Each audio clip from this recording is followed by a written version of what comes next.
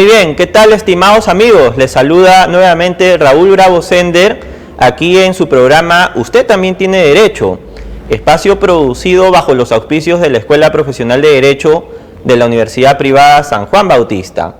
En esta ocasión vamos a tratar un tema que tiene que ver con el derecho y la realidad nacional también, y para ello me acompaña el doctor Magíster Ramón Vázquez Cornejo. Doctor, muy buenas tardes, muchas gracias. Buenas tardes, Raúl, ¿cómo está? Muy buenas tardes. Muchas gracias, doctor. A tu orden, Raúl. Claro que sí, más bien gracias por acompañarnos en este espacio. El doctor Magíster Ramón Vázquez Cornejo es profesor de la Escuela Profesional de Derecho de nuestra Casa Superior de Estudios. Y con él vamos a conversar, como habíamos indicado, sobre un tema que tiene que ver con el derecho y también la realidad nacional, como es la modernización del Estado. Para abordar este tema y para quienes nos siguen por nuestras redes sociales y espacios, pueden hacer sus llamadas también a los números que aparecen en pantalla para poder absolver sus dudas, sus consultas y o preguntas. Muy bien, doctor Ramón, cuéntenos, ¿qué es el Estado? Porque uno cuando habla del Estado de repente se está refiriendo a los estados de la materia, los estados de ánimo, o bueno, desde el ámbito del derecho, evidentemente, ¿no? Que es lo que lo abordamos. Primeramente, Raúl, tenemos que indicar que a nivel de todo el mundo estamos pasando por una globalización económica, ¿no? Y la globalización económica ha permitido que el Estado peruano firme diferentes tratados de libre comercio. Eso ha llevado a que el Estado pues se modernice en ese caso, ¿no? El artículo 43 de nuestra constitución política nos dice muy claro, ¿no? El Estado peruano es único, indivisible, es descentralizado, porque tenemos pues niveles de gobierno. Un gobierno nacional, un gobierno regional, un gobierno local. De igual manera nos dice que es un Estado, se rige por el principio de separación de poderes. Tenemos tres poderes del Estado, de una manera vertical tenemos tres poderes, como es el poder ejecutivo, el poder judicial y el poder ejecutivo. Eso nos lleva de que el Estado, a través de este artículo 43, permite que se rija a través de estos tres niveles de gobierno, como les decía. Pues tenemos un gobierno nacional, ¿no? que tenemos un poder ejecutivo que es parte de la parte ejecutiva, mejor dicho, administra toda la función del Estado. Eso lleva a que se tenga una presencia del Consejo de Ministros y todos sus ministros. Esto se rige, la modernización del Estado se lleva ahora a través de sistemas administrativos, ¿no? Toda institución del Estado pues se basa a través de sistemas administrativos. Estos sistemas administrativos, por ejemplo, no hay una institución del Estado que no cuente con sistemas administrativos. No tenemos, por ejemplo, un gobierno regional pues tiene una gerencia de contabilidad, tiene una gerencia de presupuesto, tiene una gerencia de recursos humanos. Pues estos sistemas administrativos pues rinden cuenta a una autoridad en ese caso, ¿no? Claro. Una autoridad nacional, ¿no? Y así sucesivamente el Estado se desarrolla en tal forma, ¿no? O sea, partiendo siempre de lo que es precisamente el artículo 43 de la Constitución, que en el fondo contiene lo que es la fórmula política y jurídica del Estado, ¿no? La estructura del Estado. Este artículo 43, en efecto, de la Constitución nos dice pues que el Estado peruano es un Estado unitario, descentralizado, ¿no? Democrático, también social, y que se organiza bajo el principio de la separación de poderes, ¿no? De lo que nos ha precisado estos tres poderes del Estado, poder ejecutivo, poder legislativo, poder judicial, pero es un Estado unitario, ¿no? ¿Qué quiere decir exactamente que sea un Estado unitario el Estado peruano? El Estado es único, divisible, soberano, como decía, ¿no? Es democrático porque todos los peruanos elegimos nuestras autoridades, ¿no? Autoridades ya sea presidenciales, autoridades regionales y autoridades locales. Entonces, por lo tanto, el Estado es único. Se basa, como vuelvo a indicar, a tres niveles, una manera vertical, se basa a tres niveles de gobiernos. A diferencia de los estados federales, por ejemplo, es, lógicamente. Por ejemplo, Estados Unidos es un estado federal. Exactamente, ¿no? Claro. En el caso de nuestro país, pues es un Estado único, indivisible, ¿no? Desde los orígenes republicanos, en realidad somos un Estado unitario, o sea, existe un único centro de poder del cual emana un único ordenamiento jurídico para todo el Perú, ¿no? O sea, las leyes del Congreso, por ejemplo, son aplicables a todo el territorio nacional, incluidos los gobiernos regionales, locales. Así es.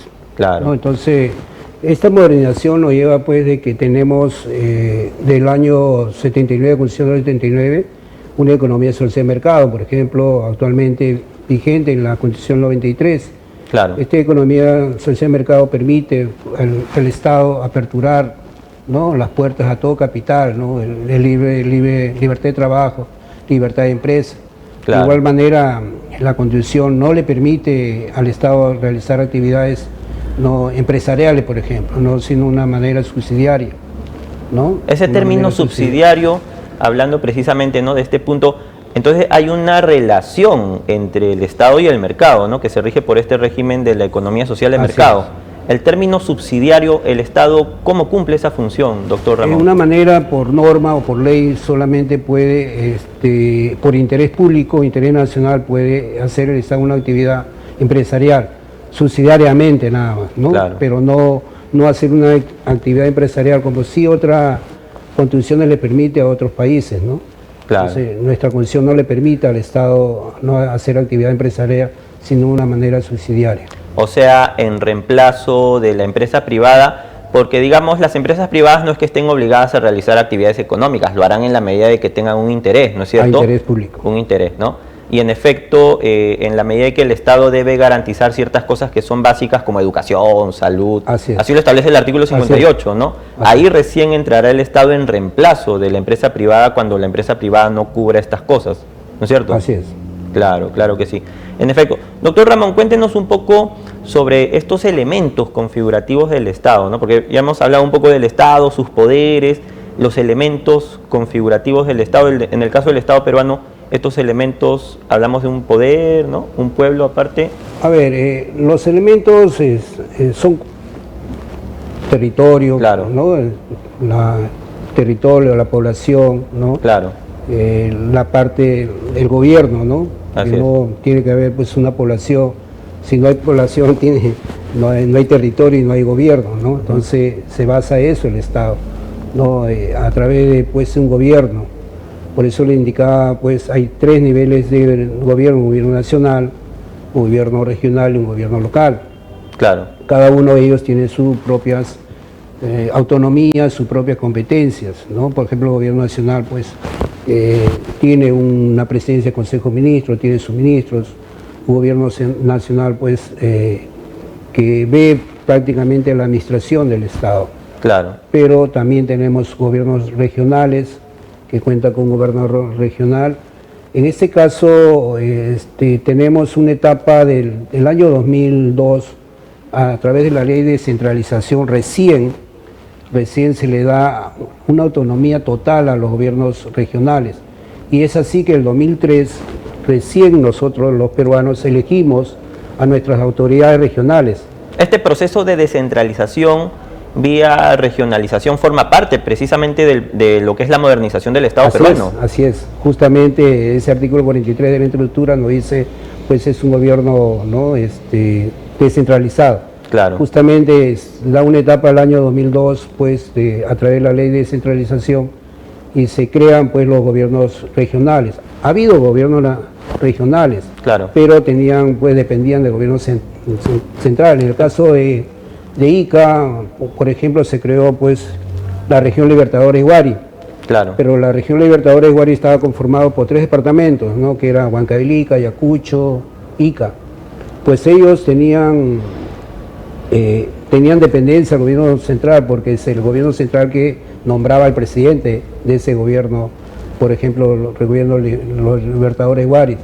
Pues a partir del 2003, todos los peruanos elegimos, ¿no? Inicialmente se elegía un presidente regional, o día llamado gobernadores regionales. Claro. ¿No? Entonces a partir del 2003 tenemos ya ese proceso de centralización y justamente le da esa autonomía, esas competencias que tienen estos gobiernos regionales. Claro, claro que sí. O sea, lo que ha habido en el Perú desde el año 2002, en que se da esta ley de gobiernos, se dan una serie de normas, ¿no? Sí. La ley de gobiernos regionales, la ley de bases de descentralización, la ley de elecciones de gobiernos regionales, ¿no? Se moderniza el Estado en esa lógica. Lo que ha habido es un proceso entonces de descentralización, de transferencia de competencias, funciones y atribuciones. ¿Y cuáles son esas competencias, funciones y atribuciones? Porque uno pudiera pensar que hay una duplicidad de funciones, pero no es así, ¿no es cierto? Ellos son diferentes. ¿Qué funciones cumple un gobierno central, un gobierno regional y local en todo caso? La descentralización es otorgar poder a estos niveles de gobierno regional. Otorgar poder, principalmente es autonomía, una autonomía política, administrativa, financiera. Claro. ¿No? Cada nivel estos gobiernos regionales tienen sus propias competencias, ¿no? Hay competencias exclusivas que están debidamente señaladas en la Ley Orgánica de Regiones, claro, ¿no? Tiene competencias compartidas, competencias delegadas. Igual manera los gobiernos locales, ¿no? Los gobiernos locales cuentan con autonomía política, administrativa, financiera, tienen sus propias competencias, ¿no? Claro. Entonces ese es el proceso de descentralización que se da inicio a partir del año 2002. Claro, o sea, digamos que las municipalidades están pensadas más para los temas locales, ¿no? Así es. El buen vecino, generalmente así se le suele identificar al alcalde, ¿no? ¿Qué competencias cumple una municipalidad en comparación a un gobierno regional? Porque a veces también las personas se confunden, ¿no? Y van y le tocan la puerta al gobernador regional, quiero que me soluciones el tema de la limpieza de mi urbanización. ¿Eso es competencia de un gobernador regional, la limpieza de la ciudad? A ver, los gobiernos regionales principalmente, vamos a partir por esa parte, no tienen una capacidad recaudadora, no recaudan, mejor dicho, tributos, ¿no? Su función de los gobiernos regionales mayormente es más macroeconómicamente, buscar el desarrollo a nivel regional. Claro. Pues a los gobiernos locales es pues, buscar el desarrollo en su localidad, ¿no? En su localidad contamos con, por ejemplo, actualmente contamos con 195 municipalidades provinciales. A nivel nacional. A nivel nacional. Y estamos llegando a cerca de 2.000 municipalidades de gobiernos distritales, gobiernos locales distritales. Claro. Imagínate. Entonces, su función de ellos, su competencia, mejor dicho, es el desarrollo local, como se dice. Claro, claro. Principalmente local. Los gobiernos locales sí tienen esa capacidad recaudadora, pues el Estado le destina, de acuerdo, le otorga potestades tributarias a estos gobiernos locales para que puedan recaudar. Hay una ley de tributación municipal incluso. Sí, hay un tubo de la ley, ¿no?, de tributación municipal, pero principalmente la Constitución, en su artículo 7.4, le otorga esa potestad tributaria a todos los niveles, ¿no? El gobierno nacional, que a través de la SUNAT puede recaudar sus tributos. Claro. Los gobiernos regionales no tienen esa capacidad recaudadora, pero sí la tienen los gobiernos locales.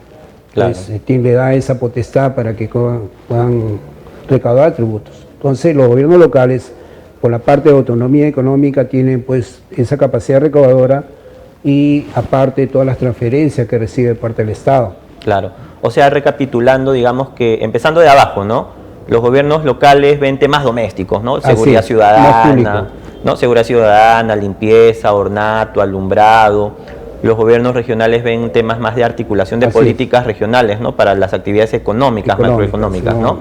Y el gobierno central ya es el que ejerce la soberanía a nivel nacional, ¿no? Porque el presidente, la parte ejecutiva, la parte administrativa del Estado. Claro, con los ministerios. Así es. Con los ministerios, claro. Ahora, hemos hecho, como quien dice, una visión del Estado en sus tres niveles, pero volviendo un poco a nivel nacional, tenemos a estos tres poderes del Estado, ¿no? Poder ejecutivo, poder legislativo y poder judicial. ¿Cuál es la relación que existe entre estos tres poderes y sobre todo entre el ejecutivo y el legislativo, ¿no? Que bueno, en el Perú, bueno, es una relación un poco tensa en los últimos años, ¿no? Pero más allá de lo que ocurre en la realidad, la Constitución nos habla de una relación entre estos dos poderes, ¿no? Congreso y gobierno, ¿no es cierto? Así es. En ese caso el Poder Ejecutivo siempre necesita de otro, en ese caso el Poder Legislativo, principalmente en los decretos legislativos, ¿no? El Poder Ejecutivo, a través de estos decretos legislativos, pues realiza, por ejemplo, las políticas fiscales del Estado, ¿no? Claro. ¿No? La parte tributaria en ese caso, ¿no? Hemos visto en este contexto de la pandemia que ha sufrido nuestro país y a nivel mundial, pues emergencia sanitaria que hemos pasado ha permitido que el Poder Ejecutivo solicite al Poder Legislativo pues que le apruebe diferentes normas tributarias, ¿no? Claro. Normas tributarias en ese caso.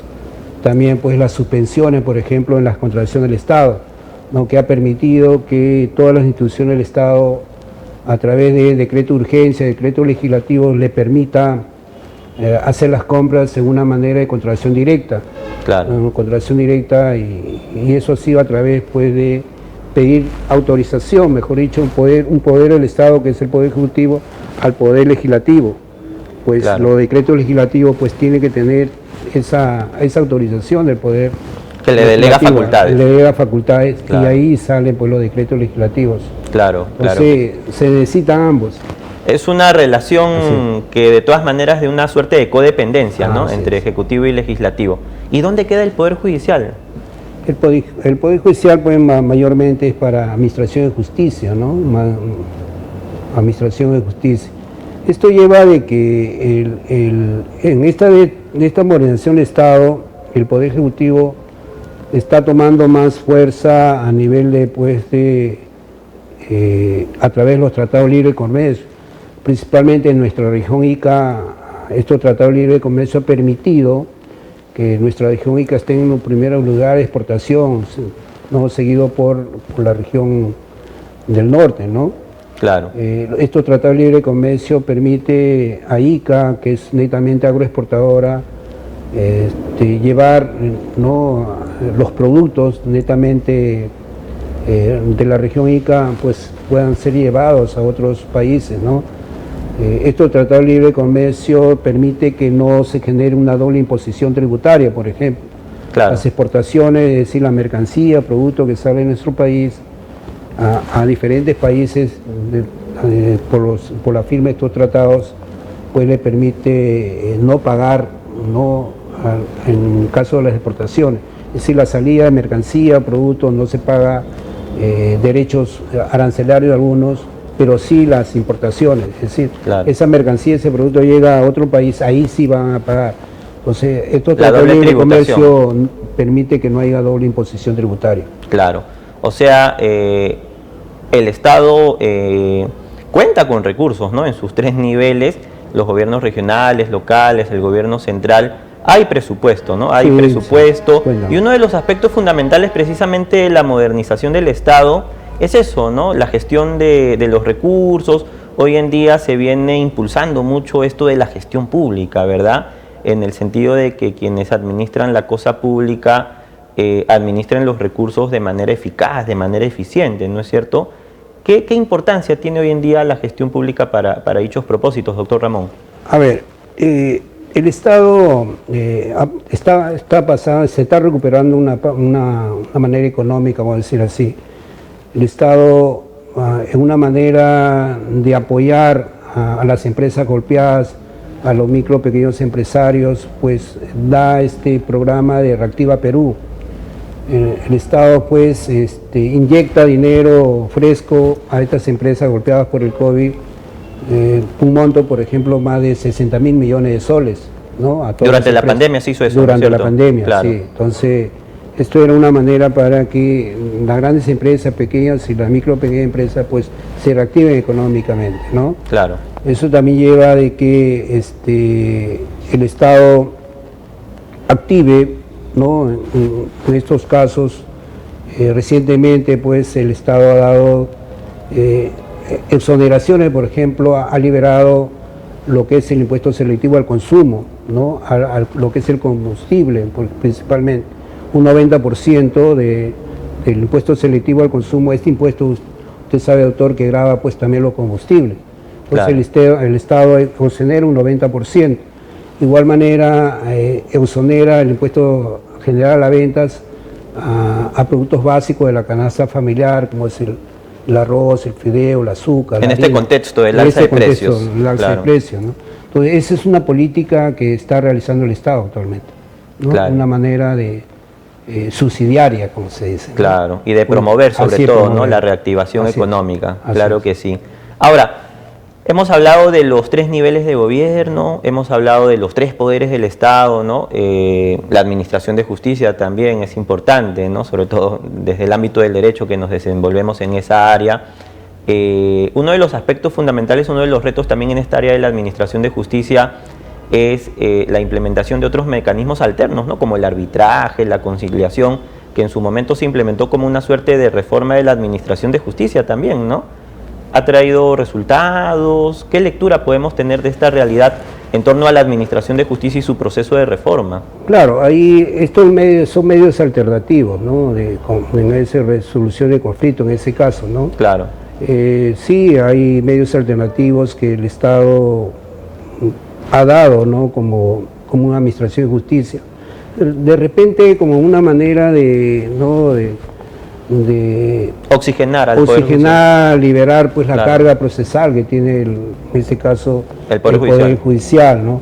Estos medios alternativos, por ejemplo, la conciliación extrajudicial es un medio alternativo donde las partes buscan, ¿no? A una tercera persona que es un conciliador, ¿no? Y llegar a un acuerdo, conciliar, mejor dicho. El conciliador es un tercero que lógicamente dentro de una etapa de conciliación el conciliador no decide, sino deciden son las partes, ¿no? Claro. Que es diferente al arbitraje. Claro. Pues en el arbitraje sí la decisión la toma de ese tercero.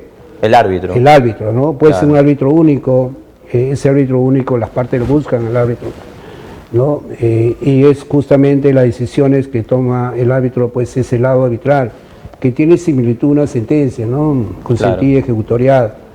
Vale como una sentencia. Así es, lógicamente, ¿no? Es el lado arbitral. O puede ser también un arbitraje colegiado, ¿no?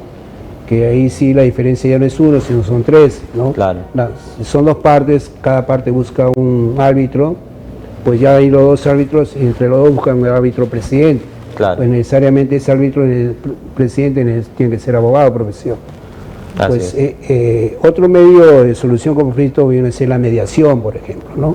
Son medios que el Estado ha dado dentro de esta modernización en la parte de ¿no? justicia. De justicia, para, como usted lo dice, oxigenar, ¿no? De toda la carga procesal que tiene el Poder Judicial. Así es. Y estando, ¿no? Porque las personas, principalmente en la parte económica, les sale más económico, a menor tiempo y mejor resultado. Claro. Principalmente en las conciliaciones extrajudiciales. Que lo que buscan es solucionar sus problemas, sus conflictos, pues, ¿no? Claro que sí. Ya para ir finalizando, doctor, esta más que entrevista, una conversación, doctor Ramón, pero el Estado no acaba ahí, ¿no es cierto? O sea, hemos hablado de los 3 niveles de gobierno, los 3 poderes del Estado. Existen también otras instituciones que desde la Constitución se conocen como los organismos constitucionales autónomos, ¿no? El Tribunal Constitucional, el Ministerio Público, el sistema electoral, el Banco Central, etcétera, etcétera, ¿no? O sea, estas otras instituciones también forman parte del Estado y cumplen funciones específicas, ¿no es cierto?, que no están subordinados a ningún otro poder del Estado, solamente entiendo que se deben a la Constitución nada más, claro, ¿no es cierto? Dentro de esa estructura del Estado, como le estaba indicando, también pues, toma en cuenta estos órganos constitucionales autónomos, como usted lo dice, los ha señalado, ¿no? Son órganos que no tienen dependencia ni un poder del Estado. De igual manera, en una manera de proceso de descentralización en el Estado moderno, el Estado cuenta pues con organismos reguladores, ¿no? Que por ley son 4. Pero estos organismos reguladores juegan un papel muy importante. Que en una ocasión había un proyecto de ley, ¿no?, de que estos 4 organismos reguladores se está pidiendo que tengan la misma condición como órganos constitucionales autónomos. Ah, vaya. Porque igual manera estos órganos reguladores tienen dependencia, pues dependen de la presencia del Consejo de Ministros, es decir, después tiene dependencia del Poder Ejecutivo. Claro. ¿Y por qué no darle esa condición de órganos constitucionales autónomos? Claro. Para que no tenga dependencia política en ese caso. Una manera de garantizar una neutralidad, digamos. Neutralidad. ¿A razón de qué? Porque estos organismos reguladores, sabemos a nivel, pues, todos conocemos que hace 3 años había un acto de corrupción, principalmente en las concesiones viales. Y estos organismos reguladores juegan un papel muy importante, ¿no? Sus informes técnicos permite generar pues modificaciones, adendas a estos contratos. Claro. ¿No? Entonces y ahí se necesita pues mayor autonomía, mayor imparcialidad, imparcialidad, ¿no? lógicamente, Neutralidad. que no dependan de un poder del Estado. Claro, claro. Otro aspecto en la agenda de la modernización del Estado y del proceso de reforma del Estado es cómo es que se incorporan los trabajadores al sector público, ¿no? Entonces, de todos estos niveles de gobierno, de los poderes del Estado y de estos organismos constitucionales autónomos, existe una administración pública. ¿Cómo se conforma esta administración pública? ¿Qué esfuerzos se han hecho para modernizar al Estado desde este ámbito, doctor Ramón? Sí, ya va a ser más de 6 años que salió pues esta ley Servir, ¿no? Que justamente esa etapa de 6 años le otorgaban a todas las instituciones del Estado para adecuarse a esta normativa, ¿no? Pero hay muchos que todavía hay resistencia, principalmente a los organismos reguladores. Hay solamente una excepción para que no se puedan no ser parte de la ley Servir es la SUNAT en ese caso, la única excepción. Después todas las instituciones del Estado tienen que adecuarse a esta ley. Claro, todas. Claro, ¿no? Porque la idea es que digamos la meritocracia, ¿no? Cómo es que se incorporan los trabajadores al sector público. A veces suele ocurrir que entran distintos regímenes de gobierno de turno y entran de repente no por la puerta sino por otra vía, ¿no? Entonces la idea es que haya una administración pública eficaz, eficiente, porque estamos hablando de los recursos públicos del Estado, ¿no es cierto? Muy bien, claro que sí. Ya para finalizar, doctor Ramón Vázquez, unas últimas reflexiones, ¿no? Y qué se necesitaría en todo caso en este propósito de lograr, de lo que hemos hablado en esta tarde, lo que es la modernización del Estado. ¿Cuáles serían sus propuestas, doctor? ¿Algunas ideas en torno a este propósito, este objetivo? Si lo hablamos a nivel de todo lo que es el Estado, lo que se tiene que priorizar principalmente es servicios públicos. El Estado tiene una función principal, una función única, bienestar común, ¿no? Bienestar común. Y para eso están los diferentes poderes y diferentes niveles de gobierno. Su función única, como lo vuelvo a indicar, del Estado de Bienestar Común, ¿no? Los servicios públicos. Este contexto de pandemia nos ha hecho reflexionar, no se contaba con hospitales, no se contaba pues para combatir una epidemia sobre lo que hemos pasado, ¿no? Claro. Entonces eso, una recomendación pues. La pandemia ha sido un reto para el Estado, lógicamente, ¿no? Una llamada de atención, como se dice al Estado. Como para que se ordene también un poco. ¿No? Muy bien. Bueno, estimados amigos, ha sido su programa Usted también tiene derecho. En esta ocasión hemos conversado sobre un tema jurídico y también de realidad nacional, como es la modernización del Estado. Nos ha acompañado en esta tarde el doctor Ramón Vázquez Cornejo, quien es magíster y profesor de esta Casa Superior de Estudios, la Escuela Profesional de Derecho de la Universidad Privada San Juan Bautista. Doctor Ramón, muchas gracias a usted, por su presencia. Sabemos que podremos contar con su persona en cualquier otra ocasión, oportunidad para este espacio. Sienta que es su casa, ¿no? Somos de la universidad, compartimos la docencia. Y bueno, estimados amigos, su programa Usted también tiene derecho y Raúl Bravo Sender, nos estaremos encontrando en otra ocasión por este mismo medio. Les invitamos a seguir la programación y en especial el programa Usted también tiene derecho, programa producido bajo los auspicios de la Escuela Profesional de Derecho de la Universidad Privada San Juan Bautista. Será hasta otra ocasión. Muchas gracias. Buenas tardes.